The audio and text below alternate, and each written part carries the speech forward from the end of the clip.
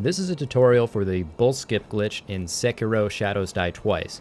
So for those of you who don't know, an out of bounds skip was recently found that allows the player to skip the bull mini-boss completely and continue to the castle area. The skip involves jumping off of a specific roof and wall jumping off of invisible level geometry around a tree branch to reach the out of bounds area. This out of bounds jump can be performed at any time during a playthrough, so even if you've beaten the boss, you can go back and practice this so you're ready for your next playthrough.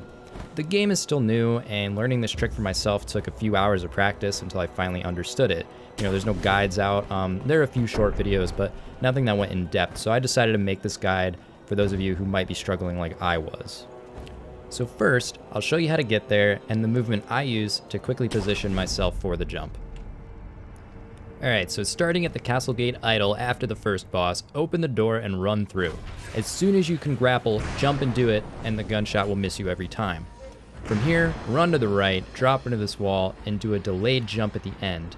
Your goal is to be able to wall jump and ledge grab this ledge right here. You're going to turn slightly left, and then you're going to jump over this gap at the next climbable wall. From here, just run straight and you'll get to the building you're supposed to be on. So this is the movement I use to get up onto the rooftop quickly after I grapple. There are multiple ways that people do it, but this is the method I found to be the quickest and the most consistent for me. Don't worry if you don't get it on your first try, because you will be doing this wall jump a lot when practicing and learning this trick. So the gist of it is, you want to stop your sprint when you touch the fence for the balcony. From there, hold forward and just do a normal jump, and where you hit the wall is exactly when you want to wall jump backwards. Now once you're in the air, and after you've held back for the wall jump, you want to then slightly press forward and then the grab button, and you should grab the ledge of the roof every time. So I'm going to play it first in slow motion and then once again in full speed so that you can see it.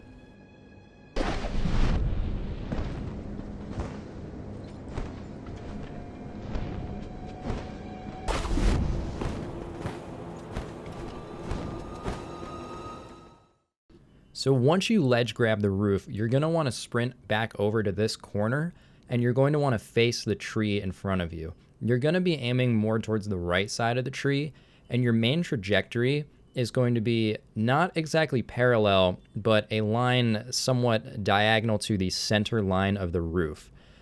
You're going to be aiming for these little posts sticking up on the edge of the roof, and those are going to be a guide as to where and when you're going to jump towards the tree. The perfect time to push the jump button is when your foot crosses over the posts, just like this. At the beginning of the video, you saw that our goal is to jump off of the roof, wall jump off the tree branch, and then drift left onto the rooftop behind it. Before I tell you how to do the jump, I want to tell you about a video made by v1.03. Using Cheat Engine, you can display the invisible walls in-game in real time.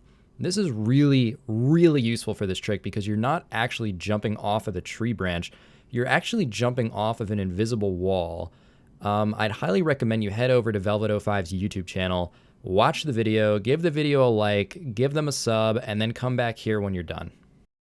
So, you're ready to jump off the roof now. You've seen the invisible wall, you know where you're trying to go. Here's the catch. Using this method is not exact, and you're probably going to get one of two different types of jumps. The first jump you want to get, the most beneficial jump you can get, is a late jump that almost looks like you're running off of the roof and jumping in mid-air. That's the best one because it's going to give you the most distance and it's going to make it easier to make it onto the rooftop behind the tree. The second type of jump is still a late jump, but you won't go off the roof, you'll jump at the very edge of the roof. You can still make it regardless of what type of these two jumps you get. The only difference is the timing you'll use to wall jump off of the tree branch. So the nice part about this is that no matter what jump you get, you can look at this visual cue right here. It's this small white branch. You can see it when you're sprinting up to get ready for your first jump. You can see it while you're jumping in the air, and you can see it when you're ready to do your wall jump. So I think it's a great visual cue to use. Regardless of which jump you get, you're going to want to continue holding forward until you actually wall jump off of the tree. If you hold left too early, you might get something that looks like this. So for the very late jump, the one that looks like you're jumping out of mid-air, you're going to want to jump higher off of the tree branch. So using the visual cue we created, you're going to want your character's foot to basically touch that mark, and that's when you're going to push the jump button.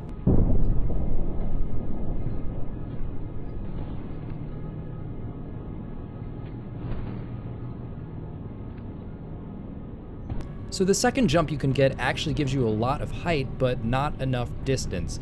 So in order to compensate for that, you're going to wall jump a bit lower off of the tree branch. The visual cue you're looking for is for when your main character's head passes underneath the white branch that we've been talking about.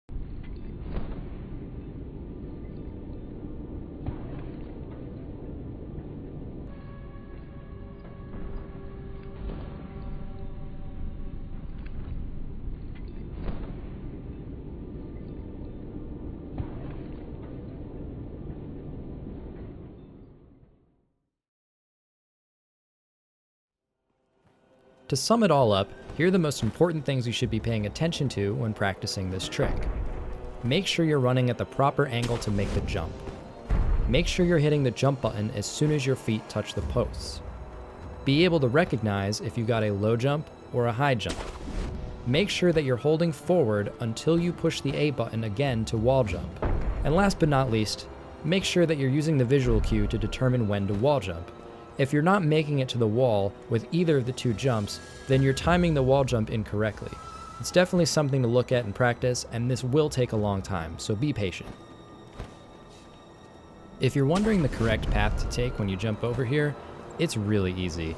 All you have to do is run over on top of this roof, run along this wall, jump up here, run on the invisible ground, jump up here, drop down and grapple. It's that easy, and you can't fall off or mess it up, so don't worry about it. The hardest part is the jump, the rest is easy. Well, that about wraps up this guide. I wanted to go in depth while also not making a 20-minute long video, but if you think I missed something important, then let me know.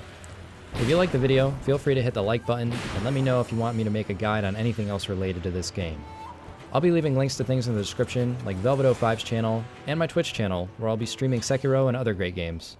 Again, I really hope this guide has helped you in some way, and thank you for watching.